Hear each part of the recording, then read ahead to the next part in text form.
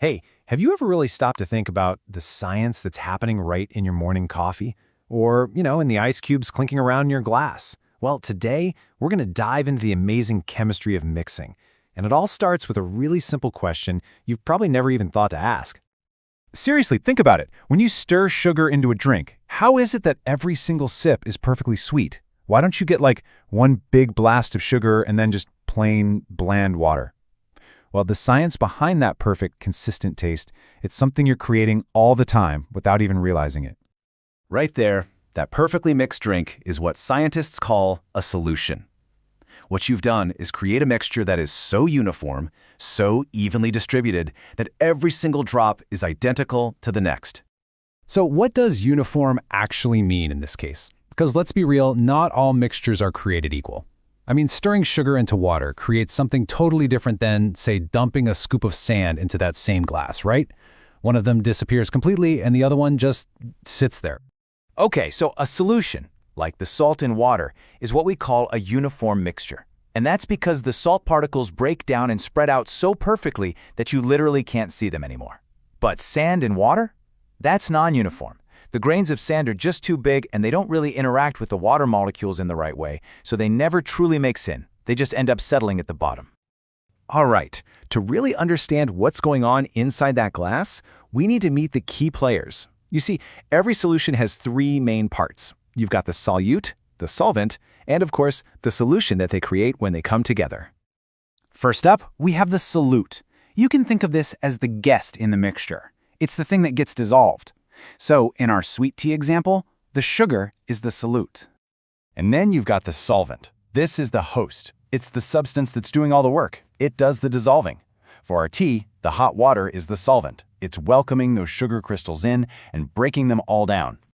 And voila! When the solute, our guest, dissolves completely into the solvent, our host, you get the final result, a perfectly mixed solution. It's a pretty simple formula, but with some delicious results. But get this, and this is kind of a mind-bender. Solutions are not just about solids dissolving in liquids. The very air you're breathing right this second, that's a solution. It's a solution of gases. And since nitrogen makes up most of the air, it acts as the solvent, dissolving all the other gases like oxygen and carbon dioxide, which are the solutes. Wild, right? Now, if you've ever tried to make super sweet coffee, you know there's a limit. You can't just keep adding sugar forever and ever. At some point, the water just kind of puts its foot down and says, nope, no more. You know that exact moment I'm talking about? You add that one extra spoonful of sugar, and no matter how much you stir, it just sits at the bottom of the cup in a gritty little pile. So what is going on there? Okay, let's just walk through it. Spoon number 1, dissolves no problem. Spoon number 2, yeah, still good. But by that third spoonful, you can see the water has just had enough. The salt settles right to the bottom because the solvent has hit its limit. You have just created what's called a saturated solution. And this is where we get our official scientific terms. So as long as you can keep dissolving more stuff into it, the solution is called unsaturated. But the very moment the solvent can't take anymore, it becomes saturated. Well, at least at its current temperature. But there is a secret hack. For most solids, like sugar, you can actually dissolve more of it just by turning up the heat. See, warmer water has more energy, and its molecules are moving around faster, which lets it break down more of those solute particles. So that solution that was saturated at room temperature, it suddenly becomes unsaturated all over again with just a little bit of heat. Okay, so we've been talking a lot about things that mix together, things that dissolve. But what about things that just don't mix at all? What is it that determines whether something floats right on top or sinks straight to the bottom? This brings us to a whole new, really cool concept, density. Let's go back to those non-uniform mixtures for a second. If you put sawdust in water, it floats, but sand in water, it sinks. They're both solids in a liquid, so why do they behave so differently? Well, the whole secret lies in this one property called density. So, in simple terms, density is just a measure of how much stuff, or mass, is packed into a certain amount of space, its volume. The more stuff you can cram into the same amount of space, the higher the density is going to be. Here's a really great way to picture it. Imagine a bus that's totally jam-packed, people shoulder to shoulder. That's high density. Now, picture that exact same bus, but with only a few people scattered around with plenty of room. That's low density. You've got the same volume, the bus, but a very different amount of mass inside. So how does this idea of density explain floating and sinking?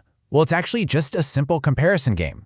It's all about comparing the density of the object to the density of the liquid it's in.